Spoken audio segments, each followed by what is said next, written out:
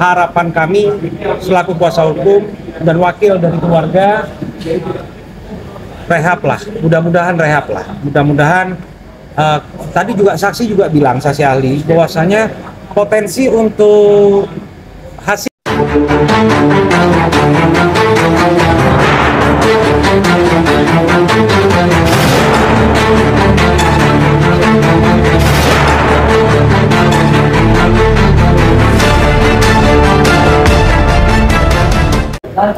dari persidangan tadi, satu hal yang kita gali, jadi masalah tentang efektivitas tes untuk urin. Jadi tes urin itu ternyata setelah kita tanya dengan ahli, dalam hal ini dokter, kebetulan beliau adalah asesor dari BNN juga, efektivitas dari strip untuk alat tes positif sabu itu efektivitasnya 3. Setelah 3 hari itu ada penurunan efektivitas pembacaan dari alat strip tersebut. Jadi kemungkinan setelah 3 hari hasil pembacaan bakal dibaca negatif. Nah, sedangkan kalau dari pengakuan Amar yang tadi kita ungkap dan juga dari BAP, kemungkinan pemakaian terakhir Amar adalah di awal Maret. Nah, pada awal Maret itu posisi memakai barang narkoba tersebut dari BAP maupun di sidang tadi terungkap bahwasanya posisi lokus tempat pemakaian sabu tersebut di Thailand. Jadi sebenarnya kalau posisi pemakaian di Thailand itu memang bukan yurisdiksi jaksa atau tidak terkait dengan hukum yang berlaku di Indonesia karena posisi lagi di luar negeri. Dan kebetulan setahu saya, sepengetahuan saya, baik ganja ya, yang pasti ganja untuk di Thailand itu legal ya. Jadi apabila dia makainya di sana, ya jaksa di sini nggak bisa nuntut, seharusnya seperti itu. Tadi kan dijelaskan sama Amar bahwasanya terakhir makai di Thailand, sedangkan jaksa bilang, ahli bilang bahwasanya efektivitas strip itu 3 hari, 4 hari, anggap aja seminggu. Sedangkan pemakaian dia terakhir di Indonesia tanggal 20 Februari. Jadi hasil positif yang dijadikan alat bukti sebenarnya kurang tepat ya, karena itu kejahatannya dilakukan di luar negeri. Ya mudah-mudahan itu jadi salah satu tolak ukur bagi jaksa untuk menuntut rehabilitasi bagi Amar. Yang pertama sesuai undang-undang, karena memang seperti kemarin saya jelaskan masalah peraturan bersama tahun 2014 itu, Kejaksaan, Kemenkumham, terus ke Kemenkes itu mereka udah setuju untuk melakukan rehab lah pada pecandu ataupun penyalahguna narkoba. Nah, jaksa mudah-mudahan atas dasar itu, apalagi bukan yurisdiksi mereka, seharusnya mereka nuntut rehab buat Amar.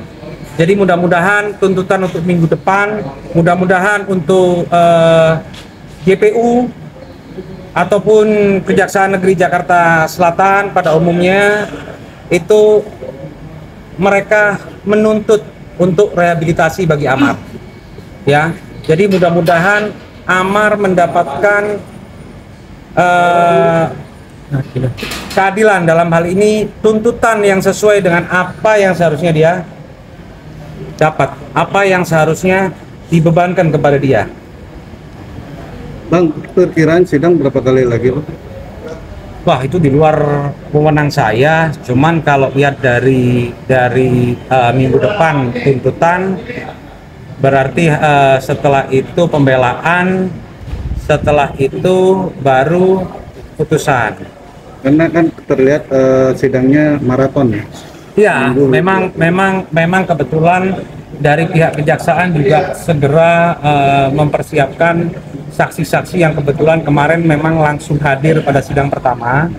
Jadi akhirnya jadwal untuk sidang kedua langsung terdakwa dan saksi ada charge dan saksi ahli yang kita bawa, yang kita sediakan gitu. Bang, melihat tadi rasa penyesalan Bang Amar sambil menangis.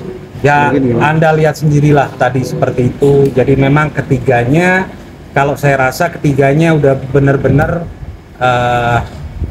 bilang menyesal ya, menyesal dari sampai hakim sendiri tadi yang tanya, bukan cuma kita. Hakim sendiri tadi yang tanya bahwasanya mereka bertiga mengaku menyesal dan mereka harap tuntutan maupun putusan, insya Allah harapan kami selaku kuasa hukum dan wakil dari keluarga rehab lah, mudah-mudahan rehab lah, mudah-mudahan. Tadi juga saksi juga bilang, saksi ahli, bahwasanya potensi untuk hasil dari rehab kedua jauh lebih gede. Dokter tadi sudah bilang seperti itu ya, 50-50 untuk rehab pertama, setelah itu jauh lebih besar, 80-20.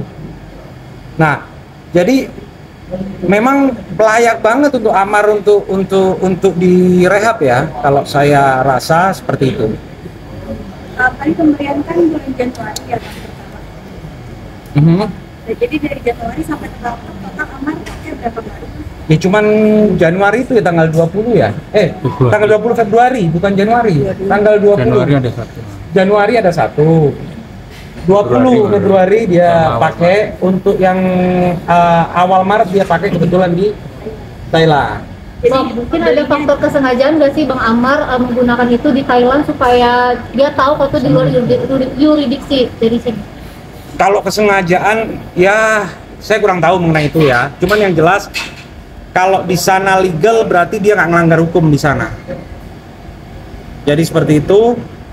Kalau di Indonesia emang jelas itu ilegal ya. Tapi kalau di sana legal ya berarti boleh lah di sana dipakai. Saya nggak bicara bahwasanya boleh menghisap ganja atau menghisap sabu, bukan. Cuman di negara tersebut dibolehkan untuk ganja. Setahu saya ya, saya nggak tahu masalah sabu di Thailand seperti apa. Cuman memang dari segi agama itu tetap haram ya. Saya harap, saya dari awal saya pegang kuasa ini, satu syarat yang saya sampaikan kepada Amar. Saksinya adiknya nih. Apa yang saya bilang waktu itu? Amar, aku mau pegang kasus kau, tapi dengan syarat kau benar-benar janji untuk berhenti, nggak ngulangin lagi. Saya tolak, awal kasus ini saya tolak. Jadi karena Amar berjanji, benar-benar janji dan nangis kepada saya, akhirnya dan juga desakan dari keluarga, dari adik terutama, untuk saya pegang itu kasus, bapaknya juga, saya rasa keluarga semua dukung lah. Keluarga semua dukung. Ada alasan tertentu nggak kenapa Bang Amar makanya di Thailand? Ya tadi udah terjawab ya, saya udah jawab tadi. Mungkin segera urus lah. Di pengadilan tadi di sidang juga sudah disampaikan bahwasanya target dia pengen segera kurus gitu loh. Maksudnya penggunaan di Thailand mungkin ada? Ya nggak tahu, tadi saya tanya dia infonya dapat dari internet ya. Ya, saya nggak, kadang-kadang internet memang kadang-kadang menyesatkan juga. Kita nggak tahu lah dia bacanya dari sebelah mana. Saya nggak tahu dia baca dari sebelah mana karena saya nggak pernah nyari itu. Berita itu saya nggak pernah nyari, saya nggak butuh itu. Adit mungkin Harusnya dari kalau kamu dia pakai di Thailand gimana Bang? Amar ke Thailand itu dalam keadaan bekerja atau memang pengen nyarinya? Oh enggak. Di BAP udah disebutin itu, masalah itu udah disebutin bahwasanya dia dalam rangka bisnis. Ya, dalam rangka bisnis dia ke Thailand. Di BAP saya sempat baca itu berkas yang dikasih sama jaksa. Jadi samarkan kerja dia dari Singapura ya, kalau tidak salah. Ya. Jadi tadi kan sempat hakim juga berpesan kepada Amar dia kepada dirimu untuk dan adikmu untuk menjaga Amar gitu kan. Kalau boleh tahu, memang berarti kalau misalnya sama dia gitu. Nah, disampaikan kalau soal itu saya nggak tahu ya. Pakai sampai itu untuk lurus. Saya juga nggak pernah dengar hal itu. Ya, mungkin inilah yang bisa dibilang faktor lingkungan juga tadi kata hakim juga ya. Terus apapun itu, saksi ahli tadi. ya mau pakai di Thailand, mau pakai di luar negeri yang nggak ada hukumnya, tetap itu salah. Itu contoh yang salah buat anak muda. Jadi kalau menurut saya masih ada hal-hal positif lagi selain maki-maki seperti itu. Dan yang saya harapkan Bang Amar berubah, Bang Amar sembuh, ya benar-benar total sembuhnya ya dari diri dia sendiri. Memang selama ini setelah saya ngobrol sama Bang Amar sudah selalu ngomong seperti itu. Dia udah nangis juga, udah pengen berubah. Karena ini yang kedua kali, ya kan, teman-teman semua juga udah tahu, ya kan, udah 2 kali. Jadi mungkin manusia akan lebih baik ketika udah 2 kali jatuh. Insya Allah terkadang itu seperti harapan iya, kita betul, juga. harapan kita juga. Makanya harapan kita keluarga, harapan bapak saya adalah Bang Amar diobatin, gitu loh, direhab. Harapan saya juga karena apa? Karena mudah-mudahan dari rehab ini Bang Amar benar-benar bisa menemukan jati dirinya yang lebih baik. Gitu. Ya saya nggak dukung apapun Bang Amar lakukan yang salah seperti yang kemarin, tapi sekarang saya dukung psikologinya, dukung dia sebagai sebagai abang saya, ya untuk berubah, untuk menjadi yang lebih baik. Itu sih. Bang Adit, untuk kurusnya sendiri mungkin ada inisiatif dari Bang Amar sendiri atau ada tawaran film untuk cepat kurus itu seperti apa sih Bang? Karena ada tuntutan komen-komen di netizen ya, komen-komen di media sosial itu mungkin bisa Ujungnya gara-gara berdampak media seperti juga. itu gitu ya, berdampak seperti itu. Mungkin Bang Amar merasa Body shaming, merasa body shaming. Iya. Ya kan kalau misalkan mau kurus kan banyak jalannya, nge-gym kah, ya kan, atau lari, buang kalori segala macam. Nah, kalau dari persidangan tadi juga sempat kita terima, kita dengar juga bahwasanya Amar itu sempat berapa tahun tadi dibilang? 7 tahun ya, hampir 7 tahun dia berhenti. Berarti kan baru kenanya dia, baru kambuh lah. Jadi ya mungkin gara-gara itu, gara-gara badan, gara-gara sorotan netizen, body shaming tadi itu mungkin ya. Satu hal lagi yang perlu saya sampaikan, mungkin kalau rekan-rekan media lihat kemarin saya sempat yang dihebohkan, dibilang ada sempat panas kayak atau apa dengan pihak saksi dari kepolisian. Itu kalau saudara bisa tangkap, kenapa kok saya kejar mereka, untuk langkah apa kedua yang dilakukan setelah dilakukannya penangkapan si Mustaqim dan Rahmat. Saya nggak tahu pola pikir apakah ada sesuatu yang memang dikejar sama mereka, saya tidak tahu. Cuman pada pola pikir kami advokat ini kan juga penegak hukum ya, kita penegak hukum, sedikit banyak kita juga belajar langkah-langkah kepolisian. Kenapa mereka kemarin saya kejar? Kenapa mereka nggak lari dulu kepada pengedarnya, kepada tempatnya sebelum dibersihkan lah, sebelum mereka dengar? Kenapa kok nunggu besoknya? Dan tadi di persidangan juga akhirnya ketahuan bahwasanya jam 2 siang baru dilakukan pengecekan ke Boncos. Itu rentan waktunya kan nunggu lama banget. Istilahnya kalau misal buka warung udah sempet lah buat nutup itu warung, buat bersihin semua. Dan satu hal lagi, tadi di persidangan juga agak aneh juga ya.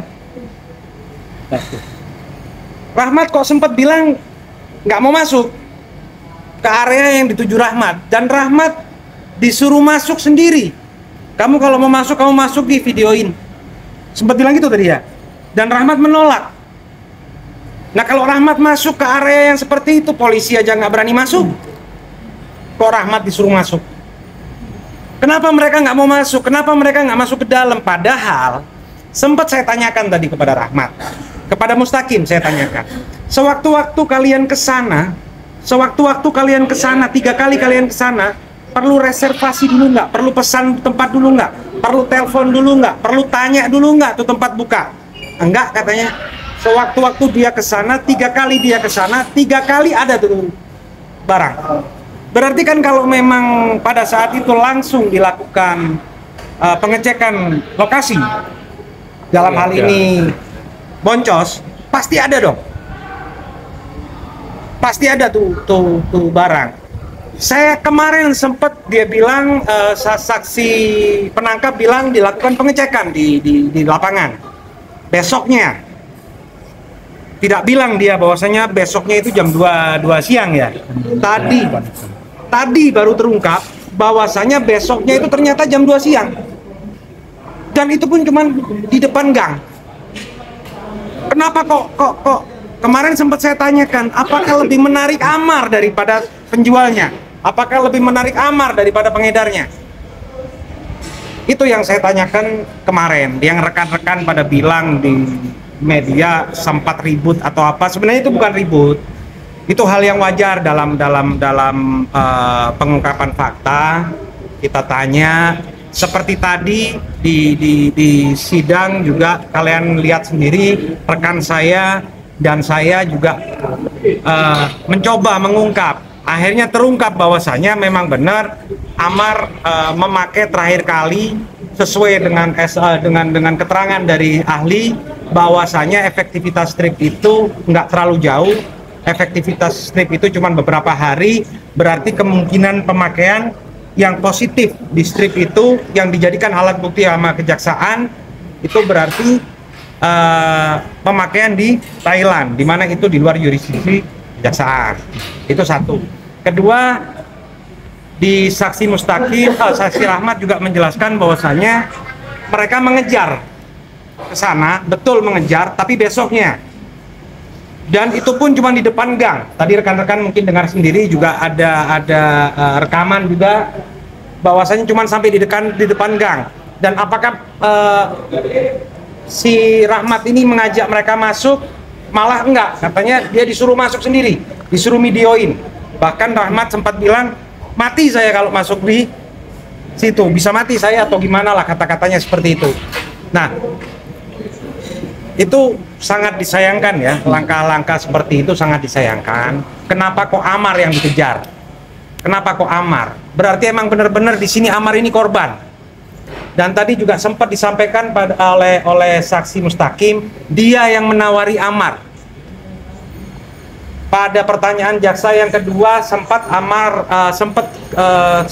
kesaksiannya ya mungkin dipelintir sedikit lah sama kejaksaan, sama JPU tadi dipelintir sedikit seolah-olah Amar yang menyuruh. Tapi saya klarifikasi lagi bahwasanya bukan Amar yang menyuruh, tapi Amar ditawarin itu sabu. Dan akhirnya mengiyakan, akhirnya mau. Itu katanya gara-gara Amar minta dulu ya? Enggak, tadi kalau saudara lihat, coba periksa aja lah di rekaman. Kameranya di depan bang? Iya. Jadi tadi sempat saya ulang masalah itu, masalah apakah Mustaqim menawarkan kepada Amar atau Amar menyuruh membeli. Sempat saya ulang, bahkan saya minta untuk dicatat tadi sama hakim. Di bagian Amar saya tanyakan, saya clearkan masalah itu. Apakah kamu mau klarifikasi lagi statement kamu sebelumnya? Karena di statement sebelumnya beda.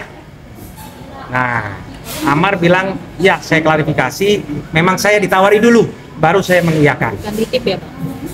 Nah itu yang dipelintir tadi. Ya, setelah ditawarin nitip. Setelah disamarkan. Setelah ditawarin nitip. Nah, seperti itu. Ini kamera di depan. Iya, Ya.